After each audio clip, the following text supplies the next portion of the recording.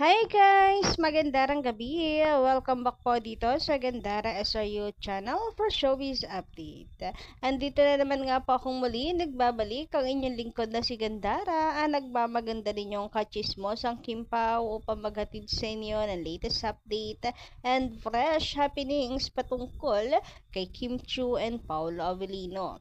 And para nga sa gabing itong tatalakayin natin at pag-uusapan, ay may kinalaman sa naging Dubai vlog ni Kimi na in-upload po niya kagabi. So, sino dito ang pinapaulit-ulit na panoorin yung vlog? Grabihan ngayon. So, may mga certain part tayo na super duper na natin, na bet. And sana nga po mas marami pang vlog ang Kim Pao. Sana lagi pong game na game si Papi Paulo sa sa pagba-vlog ni Kimi na kasama siya. Alam niyo 'yon, napaka ni Paulo. Artista siya pero napaka-camera shy. Grabehan nga 'yon. But before that, sa mga hindi pa nakaka-subscribe, anyway, may pa pala. Mayroon po palang video doon na parang gusto ngang i-kiss ni Papi Paulo si Kimi. Nalimutan na may camera.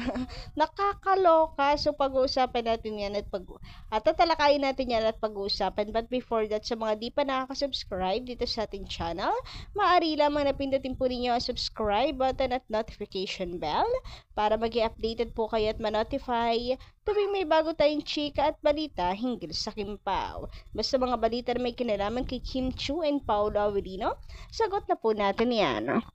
So, and ito nga para sa gabi ito, nahin natin pag-usapan yung nag-i-interview ng Kimpaw ngayong araw. Si MJ Felipe talagang, bet ko din to no? Napaka-solid po kay Kim and Paolo sa Kimpaw. Talagang napaka-loyal din. Solid na solid. Anyway, ayun nga, nabanggit po ni Paolo Avellino sa kanilang interview na magsisimula na talaga sila sa mga mall tours nila. Uy, magiging super busy na talaga ang Kimpaw. Ngayon, photoshoot lang naman yung aking nababalita ang ganap ngayon ni Kim and Paolo. And mukhang wala na pong iba. So, okay na rin po yun kasi kahapon napaka-busy po ng Kimpaw. So, rest po sila ngayon. Yung interview, ito yung interview, panoorin nyo na guys kung kalat na rin na po ito sa FB. Anyway, sabi po dito ni Miss Mercy Perez, ako naman, tingin ko nag-iingat lang siya. Parang madali lang siyang sipunin, di ba? Sa pagbabago lang ng klima, di ba? Pwede rin nag-iingat siya simula nung nagka-COVID siya. Tingin ko lang.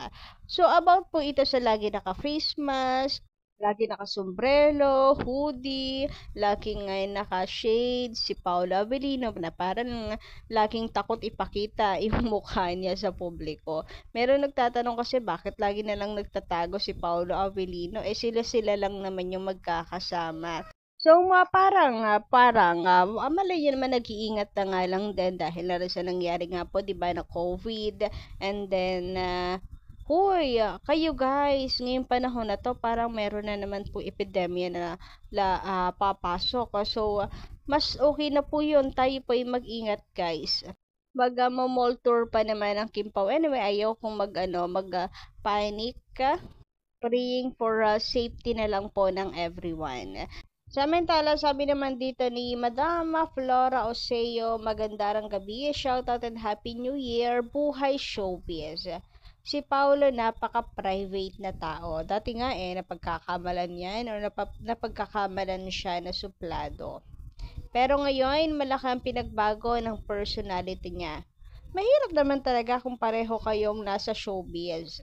Lahat ng galaw, kilos, nasa SOCMED, na pwede din maging nega ang dating. Yung iba ay conclusion agad. Sabihin, promo lang para umingay. May movie kasi. Kaya pagkaano naman ang gusto nilang gawin, sa kanila na lang yun. Mahalaga, masaya sila. So, sa true, basta tayo alam natin na hindi po pang promo lang ang Kimpaw. Ang importante naman, ang pinaka-importante lang naman 'di ba is ay ano, masaya ang Kimpaw. Mapala sa likod at harap po ng camera. So gayon, masaya na rin ang mga fans. Sabi nga dito ni Kitty Bell, so true. Lahat ng magkakapatid siya lang ang walang update. Palagay ko nasa Baguio sila ni Pau. Pero ayon naman kay Miss Lucia Onsa, kahit saan pa sila nag-celebrate ng New Year, basta magkasama sila, masaya na kaming mga Kimpawnians forever. Samantala dumako naman nga tayo ngayon dito sa pinaka-sentro ng ating update ngayong gabing ito, na kung saan nag-upload nga po si Kimi. In-upload niya finally, nakinig siya sa mga fans.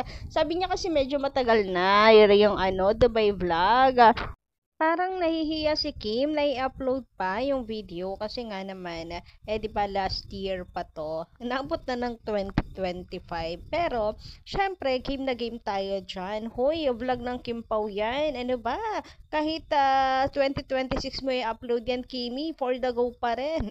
Anyway, super duper happy. Hindi naman tayo talaga nagsisi na i-upload ito ni Kimi dahil ang dami pong ayuda. Hoy, grabehan nga yan. Di pa rin ako makaget over dito sa makeup na yan. Nakakagulat din yung biglang pagsubsob subsob talaga. Syempre maglalapit yung mukha nila ni Paolo Avellino. Ayan no. I-rewind ka natin at slow mo. Huy, grabehan, napakalapit yan, Kimi. Diretso mo pa, Kim. Charot lang. Pero natawa sila dito, guys. Natawa sila. I think ngumuso itong si Paolo Avellino. Kaya natawa sila. Aktong ikikis niya si Kim. And eto pa, merong video, dito sa part na to, sa video nga na to ni Kimi, di ba lumapit si Paolo sa salamin, and parang nakalimutan niya guys na may video, parang gusto niyang ikis si Kimi, pa-thank you niya, kumbaga saying thank you dahil sa pag-aasikaso. Ayan na, tinan niyo.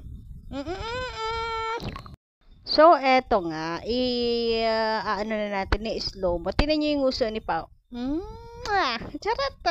So, parang gusto niya i-kiss si Kimi, kaso may camera, so, wag na lang. So, sa likod na lang ng cam, as thank you niya. Parang, gusto niya magpasalamat kay Kimi sa pag-makeup sa kanya, 'di ba? Sa pag-aalaga sa kanya. Ganon yung dating nito sa akin. Hoy, grabe, Paulo, wag ka nang mahiya. Ituloy mo 'yan. Walang magagalit. Magpapa-fiesta pa kami, katunayan 'yan. Charot. Uy, grabehan yung imagination. So, ako na lang po ang magtutuloy guys para sa inyo. Ganyan na. Charot. And speaking of kiss, guys, sa pictorial ngayon ng Kim Pao, hoy, parang gusto na rin simutin talaga ni Paolo Avellino yung amoy ni Kimi. Parang gusto na rin ikiss. Sabi ni Kimi, hoy, alantara na yung dalawa, tatapang, lalo na si Kimchi. Sabi niya, hoy, baka bumaba, pictorial lang to. Uy, grabehan niya sa bumaba. Ano ibig sabihin? Ikiss yung balikat, ganon. Apaka-sweet naman talaga. Baka hindi makapagpigil si Paolo, kaya nasabi ni Kimi, pictorial lang to. Grabehan niya. Napanood nyo ba? Panoorin nyo ulit, guys, yung video para makarelate kayo. Grabehan. Tumatapang talaga si Kim and Paolo, and I love it. Plus talagang yung mga nandoon din sa paligid nila, kinikilig din eh. Hindi kasi talaga maalis. Yung chemistry ng Kim Pao nag-uumapaw kasi. Kaya naman talagang even yung mga katrabaho nila, kinikilig yung mga nasa paligid nilang dalawa. And paano hindi ka rin naman kikiligin sa dalawa? Game na game din naman si Kim and Paolo. Ang kukulit din talaga nilang dalawa. Lalo na si Paolo, lumalabas talaga yung kulit niya kapag kasama niya si Kimi. So, I can say talagang comfortable po siya kapag kasama si Kim Chiu. And sinasakyan niya yung mga trip nitong si Kimi. Talaga naman ngayon. Guys, marami pang ayuda. Mamaya ilalapag po natin yan. Di pa nga po makamove on dito sa Dubai vlog ni Kimi kagabi. Grabehan yon. Sinong paulit-ulit na pinanood yung vlog ni Kimi. At the same time, sino yung puyaters dito kagabi? Huy, ang hirap makatulog kagabi. Kwento ko pala sa inyo. Kisa panaginipan ko pa yung Kim Pao. Kaka-Kim Pao natin. Ayun, grabehan kasi gabi na rin in-upload ni Kimi yung video. And ang hirap pong makaahon. Ang hirap pong makaahon sa kilig. Kaya yun, hanggang panaginip talaga ay kasama po ang Kim Pao. Huy, grabehan nga yun. Sino dito yung nakaka-relate? Yung talagang hindi po nakatulog agad-agad, Team Puyaters, dahil po sa vlog ni Kimi. Tapos ngayong araw, may paayuda na naman. Hoy, mga kakimpaw, okay lang ba kayo? Okay pa ba? Kaya pa ba? Mayroon pang mga susunod na araw at mas bonggang ayuda pa ang mga lalabas. Kaya kapit lang guys, kayanin nyo, kayanin nyo yung kilig. Anyway, hanggang dito lang muna ang ating update. Maraming salamat po sa inyong pakikinig. Don't forget to click the subscribe button and notification bell for more updates. Maraming salamat.